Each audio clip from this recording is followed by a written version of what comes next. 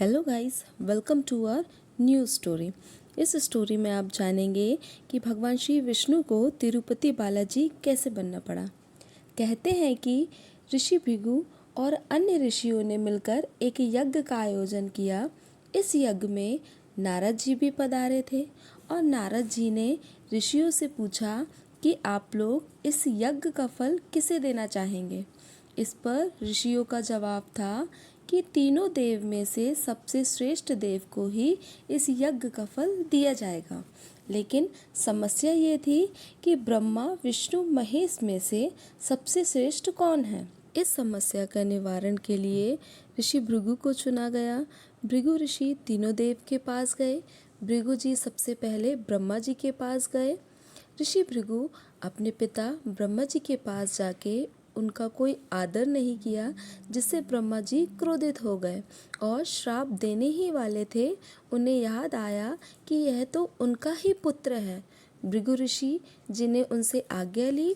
भृगु ऋषि महादेव के पास गए और महादेव से जाकर कहे, महादेव, आप सदैव वेदों और धर्मों की मर्यादा का उल्लंघन करते हैं।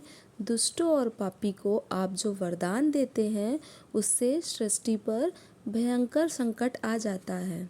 उनकी बात सुनकर महादेव को क्रोध आ गया।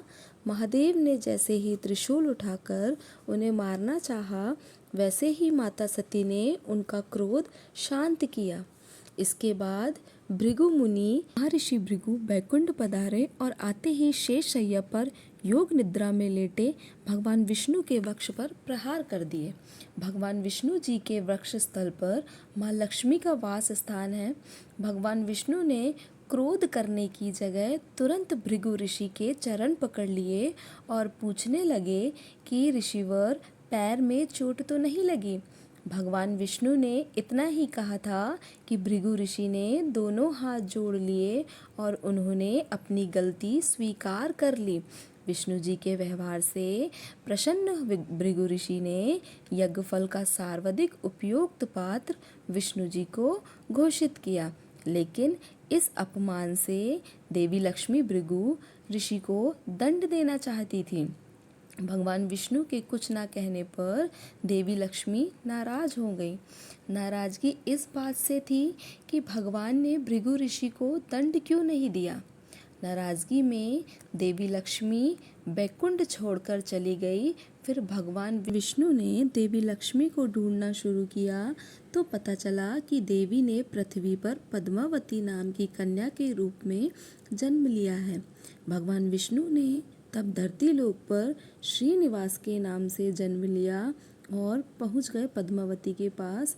भगवान ने पद्मावती के सामने विवाह का प्रस्ताव रखा, जिससे देवी ने स्वीकार कर लिया। सभी देवताओं ने इस विवाह में भाग लिया और भृगु ऋषि ने आकर एक और लक्ष्मी जी से क्षमा मांगी। लक्ष्मी जी ने भृगु ऋषि को क्षमा कर दिया। विवाह के उपलक्ष्य में लक्ष्मी जी को भेंट करने के लिए विष्णु जी ने कुबेर जी से धन उधार लिया। इस कर्ज से भगवान विष्णु के वेंकटेश्वर रूप और देवी लक्ष्मी के अंश पद्मावती ने विवाह किया। कुबेर जी से कर्ज लेते समय भगवान ने वचन दिया था कि कलयुग के अंत तक वह अपना सारा कर्ज चुका देंगे। कर्ज समाप्त होने तक वह ब्याज चुकाते रहेंगे। भगवान के कर्ज में डूबे होने के कारण, इस मान्यता के कारण बड़ी मात्रा में भक्त धन दौलत भेंट करते हैं। ऐसी मान्यता है कि जब भी कोई व्यक्ति भक्त तिरुपति बालाजी के दर्शन करने जाता है और वहां जाकर कुछ चढ़ाता है तो वह न केवल अपने श्रद्धा, भक्त और प्रार्थना प्रस्तुत करता है, अपितु भगवान विष्णु के ऊपर कुबेर के ऋण और जिस नगर में यह मंदिर बना है उसका नाम तिरुपति है और नगर की जिस पहाड़ी पर मंदिर बना है उसे तिरुमल भी कहते हैं।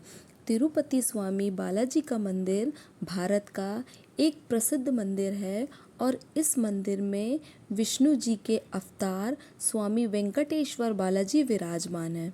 तिरुपति स्वामी को विष्णु जी का एकमात्र उस रूप में जाना जाता है जिन्होंने कलयुग में कष्टों से लोगों को बचाने के लिए अवतार लिया है।